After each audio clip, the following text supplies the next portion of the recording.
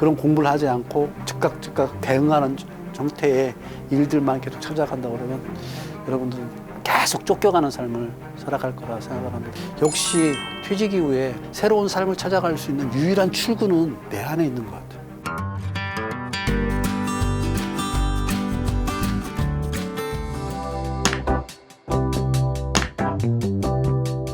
그러니까 2020년 10월 1일 날이 여기 계신 분들 중에 그 날이 어떤 날인지를 기억하는 사람들은 몇 명 안 될 텐데 저는 확실하게 기억하는 게 뭐냐면 추석이었고요. 그날 퇴직해가지고 저 왔어요. 그렇기 때문에 명절 때는 대개 이제 뭐 본가를 가거나 처가를 가거나 이렇게 할 수밖에 없는 구조인데 그때는 진짜로 못 가겠더라고요, 솔직하게. 처가로도 못 가고 본가로 못 가고 그래서 여러 가지 이유 돼가지고 못 간다 그랬어요. 못 간다 그러고 그날부터 집에 딱 있는데 그때 제 머리를 하나 다 얻어맞은 것처럼 충격을 줬던 것들이 뭐냐면 아마 기억날 거예요. 나훈아 쇼 해가지고 나훈아 그분이 추석 명절날 2시간 동안에 특집을 해가지고 가수 그 노래를 부르는 그런 코너가 있었어요. 그때 70 먹은 노인네인데 진짜로 청바지 찢어진 청바지 입고서 그 노래를 부르는데 그 당당함 있잖아요. 그 당당함. 근데 저는 이제 퇴직해가지고 초라한 사람으로 이렇게 있는데 저 노인네는 어떻게 저렇게 당당할까. 그래서 저 당당함을 어떻게 찾아갔을까 생각해 보니까 그 당당함을 찾아갔던 그 나훈아라는 그분의 여정들이 되게 궁금해져서 그러면 이 부분들을 갖다가 한번 저분이 당당함을 찾아가는 것처럼 내가 퇴직 이후에 나를 당당하게 찾아갈 수 있는 여정을 갖다가 글로써 한번 써보자. 그리고 내가 현재 힘든 이유가 무엇이고 내가 어떻게 하면 여기서 벗어날 수 있을까 글로 한번 써보자. 저는 이제 그 이전에 글 써오는 것들을 꾸준하게 해왔기 때문에 글로써 한번 떠나가다 보면 진정한 내가 그 저 사람처럼 그 당당한 나를 갖다가 어떻게 만들어 갈 수 있을 건가가 보여질 거라는 생각을 해서 그래서 사실 글쓰기를 했어요.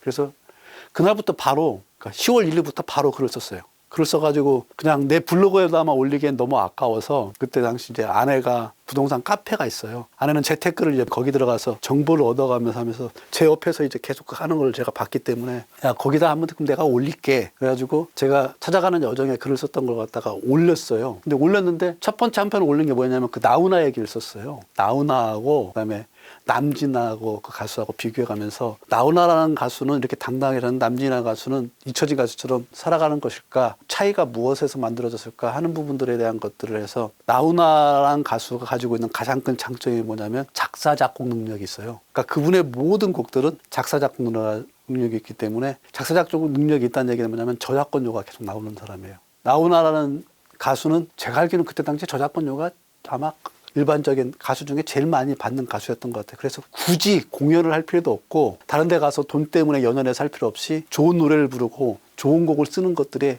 계속 몰입해왔던 모습이기 때문에 그래서 이 저작권료가 무엇일까 놓고 보니까 이게 바로 이 현대 자본주의 사회에서는 자본가로 거듭날 수 있는 가장 좋은 방법이구나. 그러니까 내가 노동을 해서 돈을 버는 것들이 아니라 누군가가 무언가 내가 만들어 놓은 산물이 나를 위해서 계속 돈을 벌 수 있는 구조를 만들어가는 거. 그러니까 이런 구조를 갖춘 사람들은 자기 삶의 주도권을 가지고서 자기 삶을 살아가는데 남진이라는 가수는 그런 부분들보다 노래는 훨씬 잘하고 훨씬 인기 많았지만 그런 부분들로 자본주의에 살아갈 수 있는 가로서의 틀을 못 가졌기 때문에 그랬구나. 이런 내용들을 갖다가 글을 써서 올렸어요. 그래서 올렸더니 거기에 3만 명인가가 보면서 공감한다. 나는 25년 동안 직장 생활했는데 그러니까 근로자로 살아왔는데 근로자로 살아가는 것들에는 늘 한계가 있고 자본가나 사업가로 변신하는 부분들이 반드시 필요하다는데 그 부분에 대해서 잘 얘기해 주셨습니다. 이렇게 해가지고 옆에 그 긍정적인 댓글들이 계속 달리더라고요.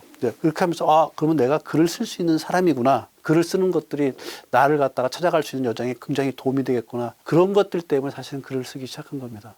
그래서 10월 1일부터 쓰기 시작해서 글을 다 완성한 게 11월 23일까지 다 완료를 했고 그래서 53편의 글을 썼고 이 53편의 글을 갖다가 편집해가지고 12월 달에 출판사에 넘겼고 출판사에서 편집 작업해서 3월 25일 날에 넣었는데 이게 또 운 좋게 갑자기 베스트셀러가 된 거예요. 그러니까 아들아 돈 공부하는 책이 베스트셀러 가지고 10만 부 이상의 판매가 되는 거예요. 그렇기 때문에 글을 쓸 수 있는 동력들이 거기서부터 이제 계속 얻어와서 그 부분들로 해서 글 쓰는 거는 내가 할 수 있겠구나. 내가 작가로서 내가 생활할 수 있겠구나 하는 것들까지는 그때, 그러니까 2020년 10월 1일부터 2021년 3월 20일 날 책을 딱 내는 순간에 어느 정도 그 틀은 갖다 갖춰지게 됐어요. 근데 이렇게 하고 나니까 내가 글을 계속 쓰다 보니까 뭐에 한계를 느꼈냐면 내가 가지고 있는 지식이, 내가 경험 속에 있는 지식들은 많은데 내가 가지고 있는 지식들을 원인과 결과로 정확하게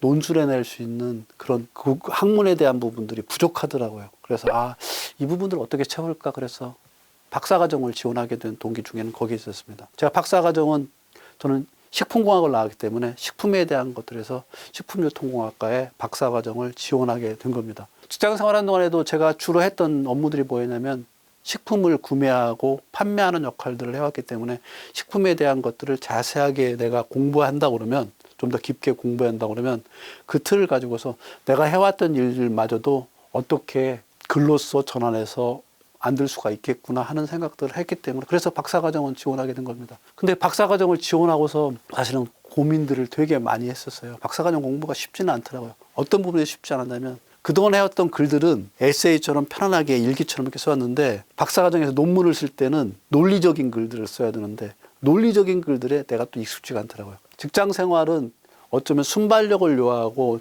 순간순간에 문제를 해결해가는 일들이 연속이었고, 그동안에 써왔던 글들은 내가 해왔던 그 경험들을 갖다가 전환한 역할들만 해왔지 논리적으로 어떤 연구를 갖다가 해나갈 수 있는 글을 쓰는 논문에는 내가 적합치 못했던 것을 그때 많이 깨닫고, 그 부분들을 많이 깨우쳐가는 과정들이 박사과정이었다고 저는 이렇게 얘기합니다. 그 과정들을 하고 나니까, 그래서 박사과정을 딱 통과하고 나니까 그러면 내가 직장생활 했던 경험, 그리고 직장생활을 했던 경험을 갖다가 내가 글로써 표현함으로써 논리적인 체계화시켰던 부분들, 여기다가 박사과정을 쓰면서 논문을이라는 과정을 통해 가지고 어떤 문제에 대해서 깊게 파고들 수 있는 통찰력들, 이런 부분들을 결합해 가지고 내가 할 수 있는 일이 무엇일까? 그래서 찾아낸 게 교수예요. 그래서 교수에 대한 것들을 지원했고, 교수에서 지원해서 교수가 되고 난 다음에는 내가 가지고 있는 이 모든 것들을 갖다가 학생들한테 좀 나눠주고 싶다는 생각을 해서 교수까지 지원해서 교수까지 오게 됐습니다. 그래서 퇴직자에서 작가에서 박사에서 교수까지 오는 과정들이 어쩌면 연속 성상회로 이렇게 이루어지는 과정이었고, 이 과정에 한마디로 표현한다면 결국은 나를 용서해가는 과정, 나를 찾아가는 과정, 이 과정이었다고 표현할 수 있을 것 같고요. 그래서 저는 이제 제 과정들을 갖다가 통해서 깨달은 걸 한 가지 말씀드린다면, 역시 퇴직 이후에 새로운 삶을 찾아갈 수 있는 유일한 출구는 내 안에 있는 것 같아요. 그러니까 내 안으로 깊게 파고들어와야만이 내가 할 수 있는 것 같고, 내 안으로 파고드는데 가장 적절한 도구가 뭔가 놓고 보면 글쓰기였던 것 같아요, 저한테는. 그러니까 나를 찾아가는 과정들의 글쓰기였던 것 같아요. 근데 요즘 이제 또 하나를 갖다가 더 보태고 있어요. 요즘은 달리기를 하거든요. 달리다 보니까 내 몸이 깨우는 것들을 가능하게 되고, 내 몸을 깨우니까 글쓰기를 통해 가지고 나를 갖다가 깨달아가는 것들이 훨씬 더 깊게 그리고 지속적으로 해나갈 수 있더라고요. 그래서 요즘 이제 달리기를 하고요. 달리고 난 다음에 그 달리고 난 걸 갖다가 그 해서 몸을 깨우는 걸 가지고 새로운 사람들의 생각들을 읽기 위해서 책을 읽고, 책을 읽었던 것까지 종합된 걸 갖다가 글을 통해 가지고 써서 내가 어떤 삶을 살아가고 있는가를 갖다가 매일매일 정리해가는 삶을 살아가려고 노력하고 있고, 이런 것들이 현재 나까지 이끌어온 과정이었다, 이렇게 좀 말씀드릴 수 있겠습니다.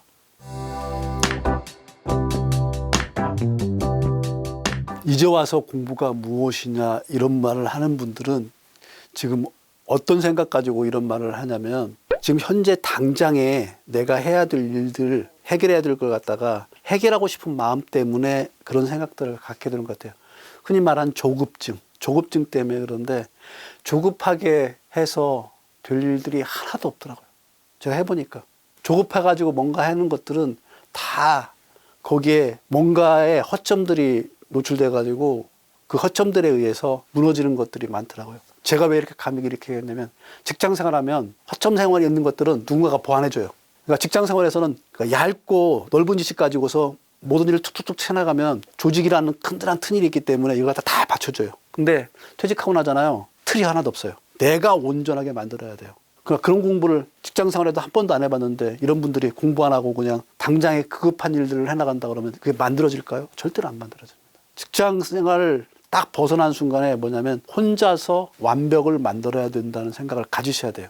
이런 것들을 안 가지는 분들이 대부분 다 어떤 생각을 하냐면 빠르게 뭔가를 갖다가 해나가겠다는 생각 때문에 그동안에 직장 생활을 해왔던 그 감각만을 가지고서 해나가려고 하다 보니까 판판이 깨지는 거예요. 직장 생활 해왔던 것들은 저는 이제 그런 표현을 합니다. 분절된 일이라고. 완전체 일을 직장 생활에서 해볼 수가 없어요. 저도 구매부서가 있기 때문에 구매부서에 있는 사람이 인사조직이나 아니면 판매조직에 대한 것들을 깊이 있게 알 수가 없어요. 마케팅에 대한 것들도 깊이 있게 모르고요.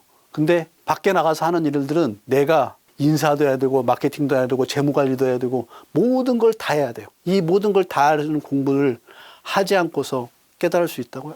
절대 못 깨달았습니다. 저 이제 가끔가다 저희 유통업체 나와 있는 친구끼리 만나가지고 그런 얘기를 합니다.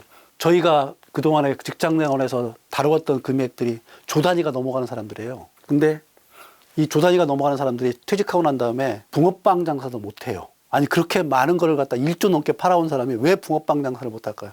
붕어빵 장사는 처음에 물건 사입부터 그 물건을 반죽하고 물건을 만들고 판매하고 그 모든 정과정에 대한 것들을 경험 속에서 공부 속에서 만들어 온 사람들이란 말이에요. 이런 사람들이 낼 수 있는 퍼포먼스가 아니면 직장 생활에서 서류에 사인해 가지고 아니면 기획해 가지고 만들어내 가지고 해왔던 그 1조하고 비교가 될까요? 비교가 전혀 안 돼요. 그러니까 전혀 새로운 공부를 해야 돼요. 김 부장 같은 경우에는 나와서 세차를 했는데 세차할 때 세차에 관한 그 모든 과정들을 다시 배우는 거하고 똑같은 거예요. 지금 나와서 해야 될 공부들은 실질적으로 내 삶을 갖다가 이끌어갈 수 있는 공부들을 해야 되고 이 모든 공부의 바탕이 뭐냐면 글이에요. 글쓰기가 아니더라도 이 글이라는 것을 통해 가지고 대부분 다 이루어지게 돼 있어요. 요즘 AI 얘기 많이 하잖아요. 이제는 AI가 있으니까 공부할 필요가 없다. AI에 뭔가를 물어보려면 글로써 물어봐야 돼요. 글이 아니라 말로 물어보는 것도 마찬가지예요. 말이라는 것도 이 말을 갖다가 어떻게 말을 만들어내는 것들이 모든 과정들은 공부를 통해 가지고 그 말의 논리를 갖다 정확하게 이해한 사람만이 할 수 있는 겁니다. 이 모든 과정들이 일에도 똑같이 적용됩니다. 특히 퇴직 이후에 그동안에 여러분들 만약에 직장에 지금 다니고 있는 계시냐면 직장에 다니고 계셨던 분들은 진짜 편안한 플랫폼이 있는 거예요. 그 플랫폼 위에서 그냥 클릭 몇 가지 해가지고 만드는 성과가 여러분들의 성과를 갖다가 대변해 주지는 절대로 못합니다. 그래서 여러분들한테 공부하라는 얘기, 특히 글을 기반으로 하는 공부를 하라는 얘기는 이거는 필수예요.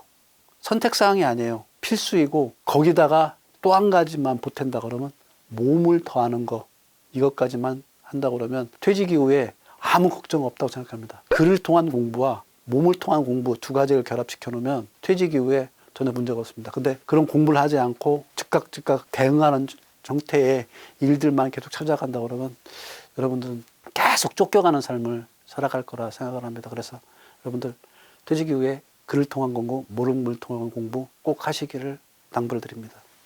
지금 사회가 어떻게 흘러가고 있는가 직장에서 보지 못했던 부분들을 공부할 수 있는 곳들이 굉장히 많이 있거든요. 돈이 안 들어가도 시간만 투자하면 돼요. 자기 정성만 투자하면 돼요. 이렇게 가서 공부를 해서 하다 보면 눈에 보여요.